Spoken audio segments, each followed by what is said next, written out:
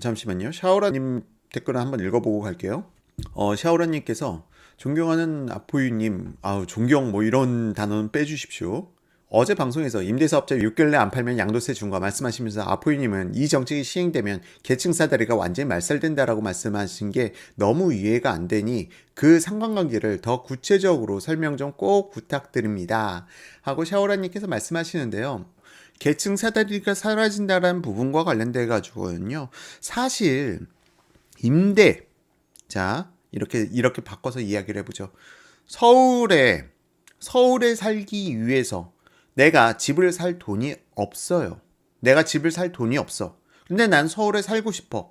그러면 살 수 있는 수단이 무엇이 있나요? 살 수 있는 수단이 무엇이죠?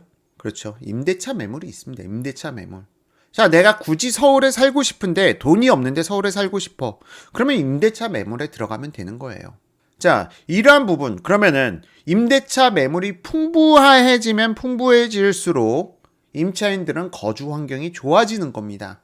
경쟁이 치열해지기 때문에 임차인들의 입장에서는 더 다양한 물건, 더 다양한 가격대. 왜? 공급자끼리 경쟁을 하니까. 그래서 임차인들, 다주택자들이 많아야 임차인들에게는 오히려 행복한 세상이 되는 것이죠. 그런데 저는 이 모순적인 상황에 대해서 도저히 이해를 할 수가 없는 것이요. 임대차 매물이 풍족해야 임차인들은 더 넓은 선택권과 더 좋은 가격대를 갖다 확보할 수가 있는 겁니다. 근데 현 정부에서 다주택자들을 무조건 공격해. 야, 너희들은 다 적폐야. 야, 너희들은 지금 정부가 팔라는데 안 팔아? 다 팔아. 한 주택 남기고 다 팔아. 자, 이 정책이야말로 어떤 결과를 만들어내느냐. 임대차 가능 매물이 시장에서 축소가 되어가는 겁니다. 자, 그럼 임차인들의 입장에서만 생각해 볼게요. 임차인들의 입장에서는 서울에 살고 싶어도 서울에 살 수 있는 기회가 없어지는 거예요. 자, 그럼 서울에서 살 수 있는 사람들은 어떤 사람들만 살 수 있죠? 돈 있는 사람들만 살 수가 있는 겁니다. 이게 첫 번째 현 정부의 아주 커다란 모순 중에 하나예요. 돈 있는 사람 아니면 서울 살지 말아라 이 이야기예요. 임대차, 서울의 임대차 매물 이런 거 필요 없어. 이런 이야기하고 진배가 없는데 이 말을 갖다 해석을 못해요. 자, 그리고 임대차 매물이라는 게 더구나 지금 종부세를 갖다가 계속 높여간단 말이죠. 조세는 무조건 전가됩니다. 조세에 대해서 늘어난 조세가 얼마나 임대인과 임차인에게 귀속되는지 이 부분에 대해서는 차차하고 무조건 올라요. 그리고 이 급격한 월세화라는 부분은 또한 전세에 대한 희소성의 가치를 만들어냅니다. 안 그래도 임대차 가능 매물을 줄여가고 있는 정책 속에서 여기서 또 한 가지 급격한 월세화, 전세가는 급등하게 되죠. 전세라는 것은 사실은 어떤 개념으로 바라봐야 되냐면 이 전세라는 개념은 주택 매수를 위한 잠재적 수요자들이에요. 전부 다. 누가 처음부터 돈이 있어서 집을 사겠습니까? 저도 전세부터 시작했는데 전세라는 것은 잠재적 수요자들이에요. 전부 다 이게 기본적인 개념입니다. 주택을 매수하기 이전에 전세. 근데 전세가가 급격하게 폭등되고 아마 10년 내에 우리나라 전세라는 개념이 사라질지도 몰라요. 지금 이 정책, 이 기초가 지속적으로 유지된다면. 자, 그러면은 내 집 마련을 위한 사다리는 일단 치워졌다고 봐야 되는 것이죠.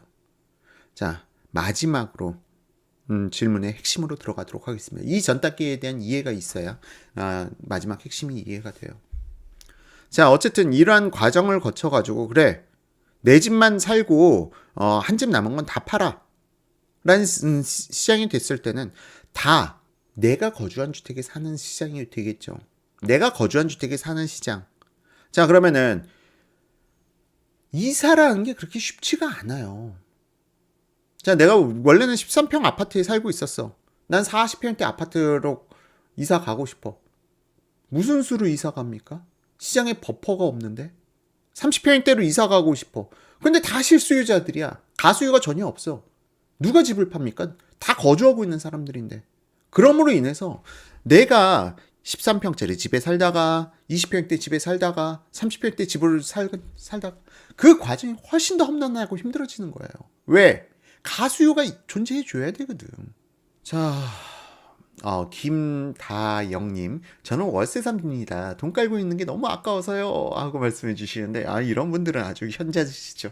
돈을 제대로 굴릴 줄 아시는 분들이, 예, 이런 분들이고요. 그런데 지금 이걸 갖다가 좌파 정부에서는 이러한 소득을 갖다가 불로소득이라고 하죠. 불로소득은 상당히 적폐죠. 지금 현 정부 입장에서는 적폐가 되어버립니다.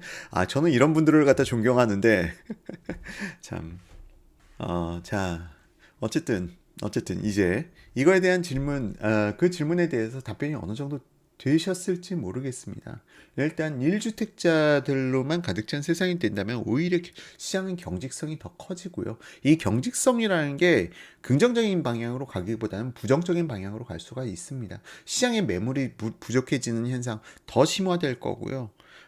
우리나라를 갖다가 단순히 그 북유럽 국가들하고는 비교 대상이 어려운 게, 북유럽 국가들은 특징적인 것이 인구가 500만 명 안팎이에요. 땅덩어리는 너무나도 넓은데 인구가 500명 안팎이야. 우리나라보다 땅 넓이가 한 2배, 3배가 되는데 인구는 10분의 1이야. 그게 북유럽이에요. 우리나라 경제 상황하고 비교할 상황이 못 된다고. 아예 비교할 수가 없어요. 근데 자꾸 이러한 북유럽 시스템을 우리나라에 적용시키려고 하는 이러한 모순적인 부분들이 상당히 우려스럽습니다. 저는. 아, 전사님께서 저는 돈 굴릴 줄 몰라서 집에 다 놓습니다 하고 말씀하시는데 이거는 상당히 좋지 않은 방법이죠. 화폐의 가치는 지속적으로 하락해 갑니다. 이러한 부분과 관련돼 가지고는 화폐의 가치가 지속적으로 하락해 간다라는 부분에 대해서는 좀 계속 경각심을 가져야 될 필요가 있을 것 같아요.